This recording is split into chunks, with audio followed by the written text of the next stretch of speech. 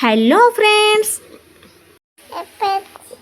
जय जगन्नाथ वेलकम करुच्ची आउ गोटे नुआ ब्लॉग को आपण माने तो समस्ते जानी थे आज हूँ रज तो आम तरफ आपण मानू बहुत सारा अभिनंदन हैप्पी रज टू ऑल ऑफ यू। तो चलतु देखा मो गेली केमिति रज सेलिब्रेशन करुच्ची लेट्स गो। 12 मासरे 13 पर्व तो आम ओडिशा रे सब पर्व को केमिति सेलिब्रेशन करा जाए आपण माने तो भल भाव जानथिबा। आ रज पुणी पोड़पिठा हेनी एटा तो माने केमिति कथा गोटे जना भी पड़ुथिबा आपण मानकु। तो सेतिपई सकाळु सकाळु प्रिपरेशन हो जाइथिला पोड़पिठा। आ देखंतु मो पोड़पिठाटा आपण मानकु केमिति लागुची जेमिति माने आमे जानिचु सेमिति करिचु। देखंतु तार केमिति काटी सारला परे तार फाइनल लुक तापर बाप झियो मिसिकी पोड़पिठा टिके खाई देइथिले। प्रिंसीर एटा जेहेतु द्वितीय रज तो आर वर्ष बहुत छोट होता सी किसी सेमती खाई पारु नथिला। तो ए वर्ष पोड़पिठाटा बोधे तार फास्ट खाइबा। तो सी प्रथमे माने एबे बहुत गरम थिला ता बापा एक्चुअली काम रे जिवे बोली तांकु व्यस्तरे काटिकी देदेली बहुत गरम थिला सेति पई प्रिंसी हमर खाई पारु नथिला बाबांको सहित जहा टिके टिके खाउथिला। ए गेली पिठाटा केंती नागुची कुआ टिके बाबा खुए दे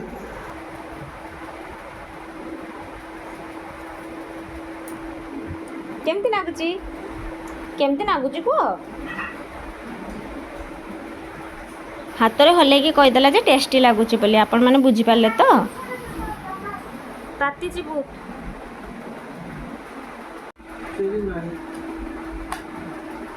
बादाम गोटे खाइबो छेदी नाही रे जेते जहाँ हेले भी बाबा सहित खाइबार किसी मजा अलग। देखंतु बाबा ताकू खुई दउचंती सी बाबा को खुआई दउची बाप झियो तांकर सकाळु सकाळु खुआ खुई होउचंती। मामा को तो केई टिके पचार नांती जे खाइबो बोली आस नाइ मो सेमती किछि नाइ मु एक्चुअली काम सर नथिला बोले मु बापा झियो को देइदेली खाइया को तो मु सेति पई खाइ नथिली।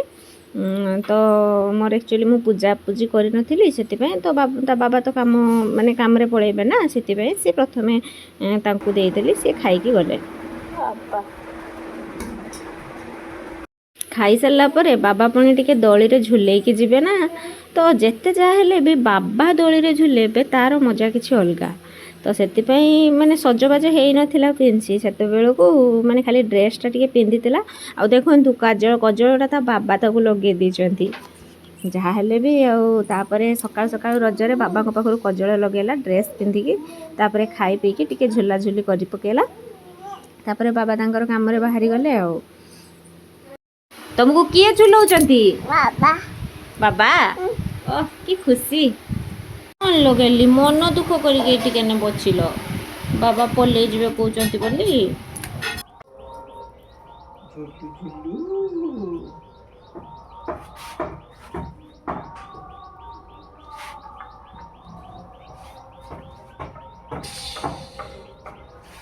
थोड़ा खुची तो बाबा की हंस देखो की चलो मारो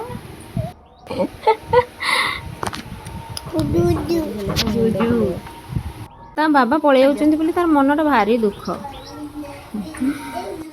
तापरे पूरा सकाळ पर उठिकी जिद्दी लगे मते अलता लगे दियो मते माने नेल पॉलिश लगे दियो मते सज कर दियो। तापरे मु कोन कली ना मु कहली हो चले तो एबे काम सरी गला मु तते सजे सजे दिए टिके। तापरे ताको नेल पॉलिश लगे देली टिकी लगे देली अलता लगे देली।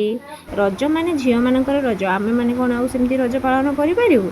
तो झियो माने आगुरु सिना थिला गाँ मानकरे सजबाज होइकी झियो माने गोटे जगह को जाउथिले सेठी माने जाइकी झुला झुली करथिले। आमे भी छोट बेले सेमती बहुत ही करिचु किंतु आजी कालिका समय आउ तो सेमती होउनी बस घरे खाली एमती जेमिति हेले टिके ओदे सेलिब्रेशन होउची।